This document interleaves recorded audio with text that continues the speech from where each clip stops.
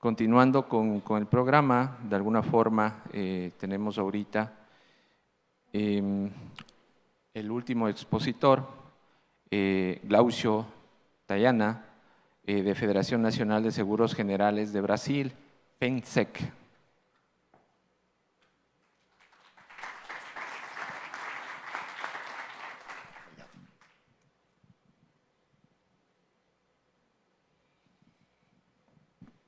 Boa tarde. Primeiramente, queria agradecer a Juan Carlos, em especial a organização da LASA, pelo convite à Comissão de Seguro Rural da FENSEG, Federação Nacional de Seguros Gerais aqui no Brasil, pela possibilidade da gente dividir, compartilhar e aprender nesse painel com vocês todos aqui e trazer um pouco da nossa experiência, do que a gente tem feito nesses últimos quase 20 anos de operação da Comissão de Seguro Rural, que é um caminho bastante curto, considerando o que a gente tem para fazer, mas bastante cheio de conquistas e cheio de sucessos que já aconteceu. Tá certo que a gente precisa olhar uma série de coisas, tudo que a gente já viu ao longo desses últimos 2 dias, nessas palestras que a gente encontrou aqui, muita coisa para ser feita, mas é importante salientar todo o papel da comunidade de seguros, corretores, seguradores aqui no Brasil, que trabalhou de forma bastante árdua para desenvolver esse mercado que começou do zero há quase 20 anos, sem o programa de seguros rurais. Bom, a ideia aqui do nosso papel é trazer um pouco da nossa situação em termos de operação brasileira, um pouco do nosso modelo de negócio, como que a gente tem enxergado todas as coisas, como a gente tem trabalhado, né? Então, a gente vai falar um pouquinho da dinâmica do mercado de seguros rurais, mas antes disso eu vou trazer um pouco da percepção que a gente tem tido ao longo desses últimos meses em relação à operação de seguros rurais aqui no Brasil. Bom, onde a gente está instalado? A Comissão de Seguro Rural está instalado dentro do ambiente que tem o guarda-chuva da Comissão Nacional de Seguros, a CNSEG. Embaixo da CNSEG, a gente tem a FENSEG, a Federação Nacional de Seguros Rurais, onde tem as suas comissões de trabalho, uma série de comissões em diversos ramos, e uma delas é a Comissão de Seguros Rurais. Dentro da Comissão de Seguros Rurais, nós temos 18 seguradoras atuantes nesse momento, com várias subcomissões técnicas para que a gente consiga desenvolver e aportar algum tipo de análise em cima do propósito da missão que as comissões foram criadas aqui na operação brasileira para caminhar. Para quem não conhece, são diversos ramos de produtos de seguros rurais que a gente tem aqui no país. O principal que a gente está discutindo aqui, obviamente, são os seguros agrícolas, mas no nosso escopo, em termos de percepção de risco, a gente está falando de seguros pecuários, seguros florestais, que é bastante importante, dado todo o critério sustentável de regeneração que a gente tem para o país e para todo o globo, que a gente vai ter que perceber daqui para frente. Além disso, os seguros patrimoniais, os seguros de vida do produtor rural nas operações de crédito, bastante importante para dar tranquilidade para a família da agricultura brasileira que pode sofrer algum tipo de problema e dar essa tranquilidade para os agricultores, para o segmento. Além disso, seguro de penhor rural, e o seguro de animais, que é um componente que a gente tem também na nossa análise de negócio. Bom, o que a gente tem feito nesses últimos tempos, né? Obviamente, dentro do nosso negócio aqui no Brasil, a proposta do desenvolvimento de mercado se pautou em cima de subvenção federal, né, do governo federal brasileiro e também dos governos estaduais, que têm algumas iniciativas em alguns estados dentro das federações que a gente tem no país. Também a gente tem seguros, tem subsídios de alguns municípios dentro de algumas federações, que é bastante importante para esse desenvolvimento. Então, o primeiro tópico que a gente trata nas nossas discussões da Comissão de Rural está instalado nesse desenvolvimento que traz para o produtor, traz uma tranquilidade da compra de uma ferramenta de seguro, seja ela qual for do ponto de vista de agricultura, pecuária ou florestal, que pode reduzir o escopo do custo de produção dele, que em anos de apertos de margem é bastante importante. Então, no nosso radar está sempre esse desenvolvimento de discussão em relação à subvenção, e para este ano não tenhamos dúvida, a gente tem falado, todo mundo viu, estamos falando de quase R$1 bilhão ao longo desses últimos 3 anos. Para 2025, obviamente, a gente vai pedir mais, porque a gente quer crescer, o mercado está preparado para assumir mais capacidade de risco, a gente tem expertise de produtos, tem desenvolvimento estrutural e dá para caminhar em cima disso. Tem uma discussão bastante forte agora que acontece nos próximos 2, 3 meses, é o Plano Safra 25 e 26, onde se discute toda a iniciativa de planejamento estratégico da agropecuária brasileira, e a gente está instalado para fazer uma proposição para brigar pelo esse orçamento que é bastante escasso para o governo brasileiro, dos governos estaduais, para a operação de seguros agrícolas e seguros pecuários e florestais aqui no país. Outro tema que tem trazido bastante atenção, todo mundo escutou, é o PL 2951, traz 3 aspectos relativos ao nosso negócio, que não se instala simplesmente numa operação de seguro. Estamos falando da modernização do crédito rural, estamos falando do aperfeiçoamento da lei de subvenção ao seguro rural, mas também estamos colocando para rodar a proposta do fundo catastrófico, bastante crucial. Tem uma série de discussões em relação a como ele vai ser regulamentado, como ele vai ser discutido, e esse é o papel da comissão no ambiente de discussão técnica, trazendo a realidade junto a uma parceria público-privada, governos, entidades seguradoras, resseguradores, corretores, produtores, para que a gente consiga construir da melhor forma possível o melhor processo de um fundo catastrófico para o país, que é bastante importante, e a gente está carente disso, para que a gente tenha, de fato, um veículo para que a gente possa operar em momentos turbulentos, né? Então, se a gente não tem, se ele vai começar pequeno, se ele vai começar de qual forma for, o importante é que a gente tenha, e como a gente construa e aperfeiçoe esse negócio ao longo dos tempos. Terceiro ponto em termos de análise que a gente tem tido na Comissão de Seguros Rurais é a nova lei de seguro. Tem uma nova lei de seguro, foi discutida o ano passado inteiro, estabelecida em 17 de setembro de 2024, e a partir de 17 de dezembro de 2025, ela começa a funcionar. Isso tem impacto não só no mercado de seguros agrícolas, mas com todo o mercado de seguros e resseguros. Então, isso faz parte também de uma discussão dentro da comissão para que a gente entenda onde a gente vai sofrer algum tipo de impacto, obviamente com melhorias e como que a gente consegue aperfeiçoar para que a coisa caminhe.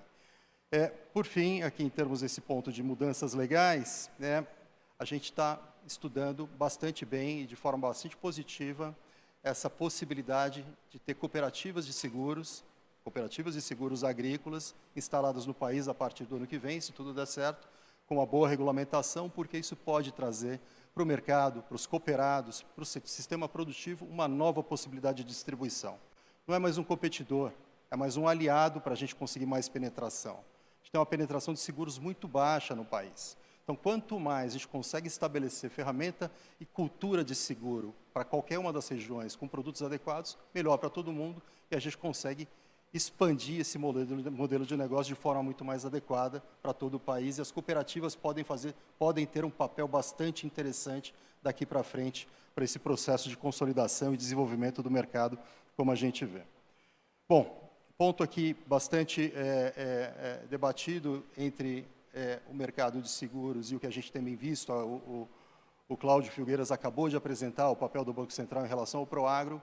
O mercado de seguros tem, obviamente, uma análise bastante clara do que quer fazer em relação a isso. A gente precisa diminuir as sobreposições, ter eficiência do gasto público, como o governo usa o seu dinheiro, seja para o Proagro, seja para o PSR, e ter políticas públicas adequadas. Então, o que a gente tem tratado é como que a gente corrige as imperfeições e apoiando, obviamente, o Proagro, que é uma ferramenta importante para continuar. A gente não está falando de desidratar ou desmontar o modelo de negócio, a gente está falando em aperfeiçoamentos. Então, essa discussão de como o Proagro vai ter consistência, depois de todas as resoluções do Conselho Monetário Nacional, de todas as interferências que teve em 2024 e vai ter em 2025, a gente quer estar do lado do governo, estar do lado dessa ferramenta importante e dar consolidação para dividir e separar o que pode ser feito pelo mercado privado de forma paulatina, consistente, de forma organizada, para que não destrua estruturas que funcionam ou que precisam ser aperfeiçoadas, para que a gente consiga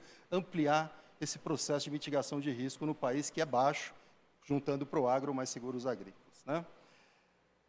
Outro tema que tem trazido bastante discussão dentro da comissão, talvez isso não seja uma realidade nos outros países, mas aqui no Brasil tem sido bastante fortemente discutido, são os protocolos socioambientais, tanto nas operações de crédito, quanto nas operações de seguro, né? O que a gente tem em termos de análise, né? O mercado de seguro, ele anda um pouco lateral dentro das operações de crédito. A gente precisa acoplar esse processo do seguro e mitigação de risco dentro das operações de crédito, né? A gente não tem uma percepção que o seguro é parte crucial do negócio, ele é parte do todo, né? o fim, o objetivo da situação toda é que o produtor tenha tranquilidade, estabilidade para produzir em paz e tenha bons ferramentais de proteção de risco. Então, quando a gente coloca processos que começam a ter divergência, em que o processo de crédito do Banco Central tem contra o processo das seguradoras, cria uma divergência, uma instabilidade bastante grande de como a gente processa. Então, protocolos socioambientais, nesse momento, para o Brasil, é importante, principalmente considerando a COP30, não pela COP30, mas pelas coisas que vão acontecer daqui para frente, como a gente tem percebido riscos e como que a gente quer ter indução tecnológica e sustentável para as operações de produção agropecuária aqui no país, né? Bom, só para dar consistência, é uma ferramenta de política público-privada e tem todos esses atores que a gente entende aqui. O que é importante nessa tela? Existem segmentos. A gente tem agricultura familiar, tem pequenos e médios produtores e tem grandes produtores. Mais de 50% da terra do Brasil está na mão de grandes produtores. Então, é importante entender o público, como você trata, a percepção e a formação de políticas públicas e de produtos a serem oferecidos. Então, isso que a gente precisa entender num país desse tamanho continental, né? Mudando um pouco de tema, aqui a gente tem uma situação um pouco diferente da Colômbia, né? A gente não instalou, como vocês viram, toda essa base. Tivemos muitas leis, mas a gente não instalou uma base de um arcabouço legal bastante adequado para ter esse encaminhamento, né? Então, o que a gente percebe, né, claramente para todo mundo? Existe um gap. Menos de 10 pontos percentuais da agricultura brasileira, falando apenas de seguros agrícolas, está protegido. Tem um gap de 90%. Voltando ao ponto, 50% da agricultura brasileira está na mão dos grandes produtores. Então, a gente tem um perfil de clientes a ser capturado, a ser protegido nesse mercado e trazer para eles proteção adequada. O que a gente percebe hoje também em termos de análise de mercado é que a gente tem uma série de iniciativas, né, uma série de entidades posicionadas para isso. Aliás, a Comissão de Seguro Rural, ela faz parte desse arcabouço, mas ela não está isolada nisso tudo, né? A CNA, a OACB, né, a FENACOR, Federação Nacional dos Corretores, a FEBRABAN, todos têm interesse no desenvolvimento de políticas públicas que mitiguem risco para suas operações de crédito e de sustentabilidade. Então, as peças existem. A gente tem regulamentações, precisa aprimorar, a gente precisa ter entidades, precisa aprimorar, mas o que está faltando mesmo é vontade política. A gente precisa ter mais iniciativa política para sair dessa página que a gente tem vivido nesses últimos 3, 4, 5 anos, para uma situação de penetração muito maior de seguros, com produtos mais adequados e produtos mais aderentes.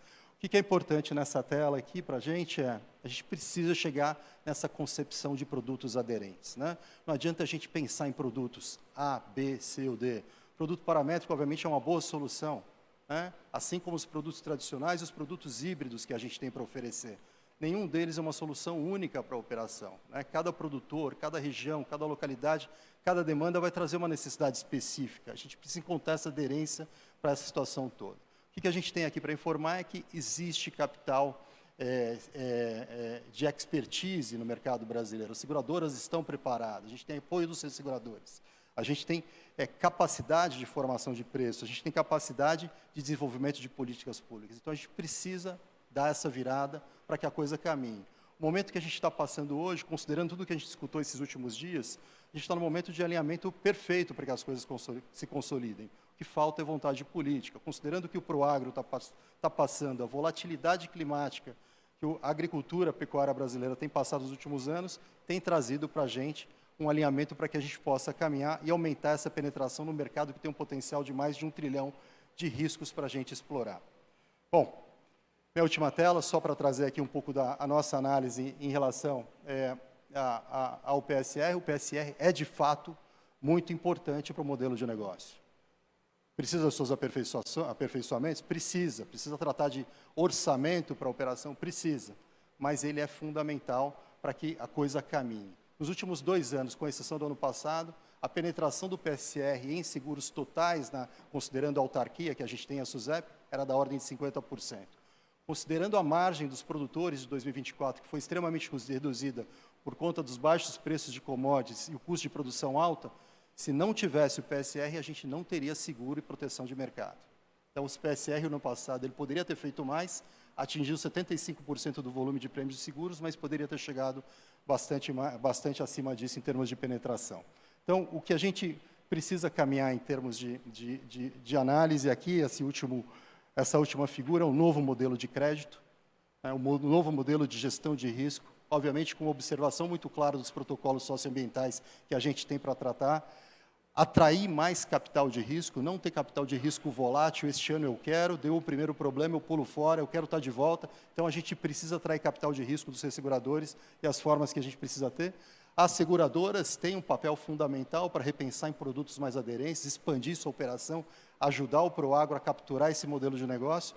E, por fim, a gente, com o objetivo que todo mundo tem, não só a Comissão de Seguro Rural, mas todo o mercado, bancos, agroquímicos, fertilizantes, sementes, toda a indústria em volta desse negócio, os corretores e seguradores, é reduzir o gap de proteção que a gente tem, que hoje está da ordem de 90 pontos percentuais.